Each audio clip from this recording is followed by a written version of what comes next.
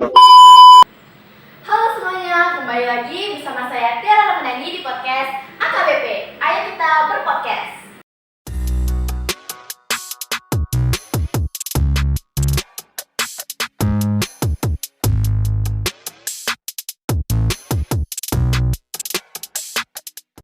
Pada episode kali ini kita bakalan bahas topik yang cukup serius nih, yaitu mengenai bagaimana suara rakyat menentukan nasib bangsa.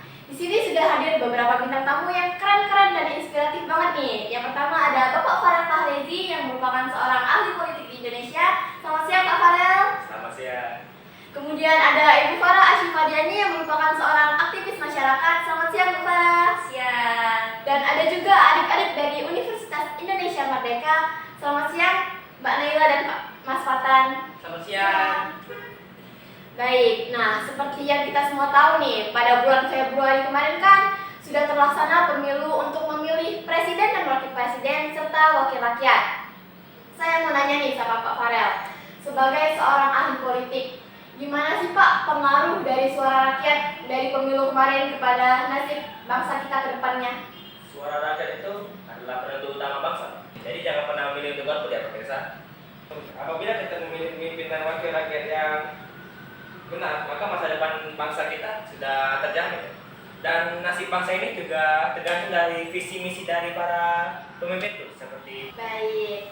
Nah, untuk Bu Farah nih, Bu Farah ini kan merupakan seorang aktivis masyarakat yang pada pemilu kemarin itu gencar-gencarnya mensosialisasikan kepada masyarakat mengenai pemilu. Menurut Bu Farah, gimana sih peran aktif masyarakat pada pemilu kali ini? Oke, ya menurut saya peran aktif masyarakat di pemilu kali ini tuh udah mulai meningkat ya. Seperti pada pemilu kemarin itu tuh banyak sudah masyarakat tuh yang aktif nih ikut edukasi tentang politik dan pendidikan pemilu gitu loh.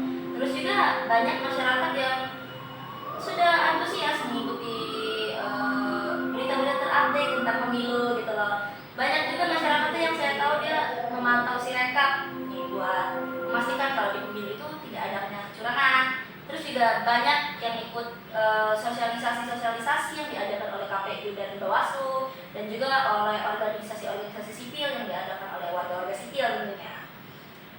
Dan juga banyak ya generasi-generasi muda seperti Mbak Naila dan Mas Fatan ini yang mulai aktif nih ikut mempromosikan pemilu dan sharing-sharing update mengenai pemilu di sosial media ya tentunya, seperti di aplikasi Instagram dan juga di aplikasi X tuh rame banget kan kemarin, banyak banget tuh yang membahas mengenai pemilu. Ya menurut saya itu sudah membuktikan ya kalau peran aktif masyarakat itu sudah mulai meningkat di pemilu kali ini. Wah, baik. Terima kasih Mbak Farah atas jawabannya. Nah, sekarang untuk Mbak Naila dan Mas Fatan nih. Kalian ini kan generasi muda yang baru pertama kali banget nih mencoblos di pemilu. Menurut kalian, apa sih yang kalian harapkan dari pemilu dan gimana cara kalian untuk terlibat dalam pemilu? Kalau saya pribadi sih ya, sebagai generasi muda, saya berharap dari pemilu itu saya dapat melihat dan memilih pemimpin yang visioner dan memiliki program yang jelas, tentunya untuk memajukan bangsa ini. Saya juga sebagai generasi muda ingin terlibat aktif dalam pemilu tersebut dengan menjadi relawan, pemantau, sampai pemilih yang cerdas. Kebetulan saya pas pemilu kemarin, saya terpilih menjadi anggota KPPS. Waduh, berarti Mas Fatan nih salah satu abdi negara idaman ketua ya? Udah jadi mobil sama rumah belum nih? Oh, udah dong. Aduh, asik ya. Asik nih. Nah, kalau untuk Mbak Naila nih, gimana sih cara terbaik untuk meningkatkan partisipasi dari generasi muda menurut Mbak Naila?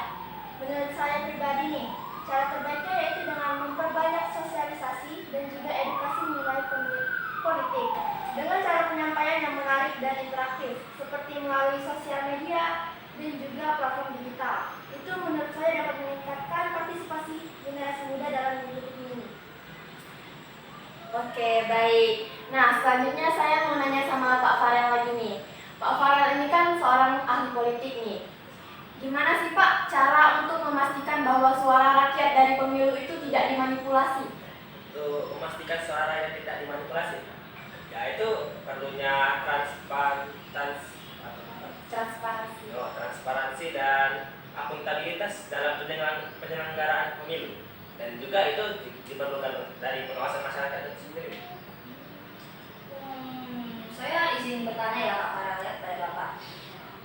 Tadi kan Bapak bahas bahwa di pemilu itu kita perlu ada transparansi ya. Tapi yang saya tahu nih Pak, biasanya kalau di pemilu-pemilu itu tuh transparansi itu akan diabaikan Pak karena terjadinya suap menyuap antar warga politik atau bahkan dengan masyarakat kecil gitu, agar masyarakat tersebut memilih si penyogok ini sebagai pemimpin negara. Nah itu bagaimana Pak? Betul nih Pak. Bagaimana dengan para pejabat dan ahli politik lain, bukan Bapak Farel ya, yang hobinya menyuap orang lain dan akhirnya memanipulasi suara rakyat? Betul tuh Pak. Bagaimana kalau hal tersebut sampai terjadi lagi Pak? Itulah pentingnya Bawaslu itu. Bawaslu perlu meningkatkan pengawasan lebih ketat untuk dari para caleg itu ya. Dan juga dari pengawasan itu, jika sudah tetap ya kita perlu tegas, hukumannya harus tegas agar caleg itu tidak mengulangi lagi. Oke, baik. Nah, ini ada satu pertanyaan dari penonton nih. Menurut kalian, gimana sih pengaruh suara WNI yang tinggal di luar negeri terhadap kondisi demokrasi di Indonesia? Mungkin Pak Farel bisa menjawab lebih dahulu. Menurut saya pribadi, suara dari WNI luar negeri itu sangat mempengaruhi, karena dengan suara-suara dari WNI luar negeri itu dapat meningkatkan kesejahteraan masyarakat di Indonesia, dan juga bisa mengaruhi kebijakan pemerintah Indonesia untuk kedepannya. Kalau menurut saya pribadi ya, saya setuju dengan Pak Farel tuh suara-suara dari WNI yang ada di luar negeri itu sangat berpengaruh ya kepada demokrasi dan pemilu yang kita adakan di Indonesia gitu loh. Cuma sayangnya menurut saya tuh masih banyak sekali kekurangan yang ada gitu loh bagi WNI luar negeri itu buat ikut berpartisipasi dalam pemilu yang kita adakan di Indonesia gitu. Contohnya ya kesulitan dalam proses pendaftaran dan pemungutan suara tuh. Terus juga kurangnya updatean dan informasi bagi WNI luar negeri itu mengenai pemilu yang kita adakan di Indonesia gitu. Jadi ya masih memiliki kekurangan lah kalau menurut saya. Cuman sangat penting. Betul. Saya juga berpikir kalau suara WNI luar negeri itu sangat-sangat berpengaruh. Tapi sayang sekali, seperti yang dikatakan Bu Farah tadi, itu banyak sekali kekurangannya. Seperti yang lainnya, saya juga berpikir bahwa suara WNI luar negeri itu sangat penting. Namun benar masih banyak kekurangannya. Tapi kekurangan tersebut masih bisa kita atasi dengan cara meningkatkan akses informasinya, melindungi hak-hak WNI luar negeri, dan masih banyak lagi.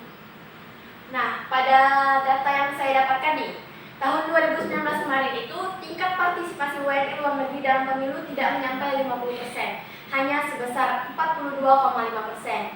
Bahkan pada pemilu sebelumnya lagi, pada tahun 2014, tingkat partisipasinya itu lebih rendah lagi, hanya sebesar 22,3%.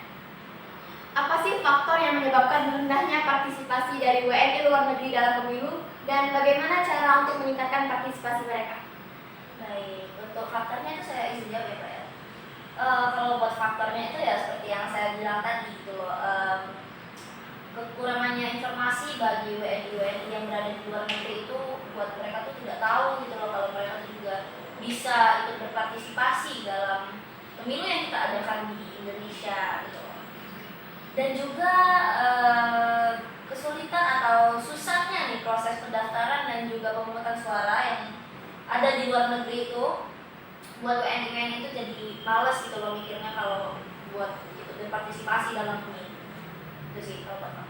Pemerintah sendiri sebenarnya sudah melakukan banyak upaya cara untuk meningkatkan partisipasi dari WNI luar negeri untuk ikut mencoblos, seperti membuka TPS luar negeri dan juga memperbanyak edukasi di luar negeri dengan cara ya memberitahu itu ya Lewat media sosial ya. lewat media sosial. Oke, baik, terima kasih Bu Farah dan Pak Farel atas jawabannya. Saya harap partisipasi WNI luar negeri pada pemilu berikutnya lebih meningkat lagi dan semoga pemilu kita semakin berkualitas. Nah, pemirsa, Sepertinya podcast kita cukup sampai di sini saja.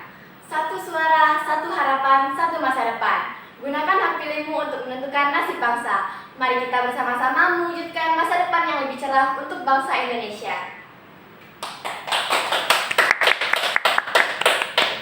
Terima kasih kepada para bintang tamu yang sudah menyempatkan waktunya untuk hadir pada podcast kali ini. Dan saya selaku pembawa acara podcast ini meminta maaf apabila ada salah kata maupun ucapan. Terima kasih juga kepada para penonton yang sudah mendengarkan podcast ini sampai habis. Nantikan episode berikutnya dari podcast ini dengan topik yang lebih menarik. Jangan lupa subscribe dan ikuti kami di media sosial. Sampai jumpa dan salam demokrasi. Salam demokrasi guys. Dadah.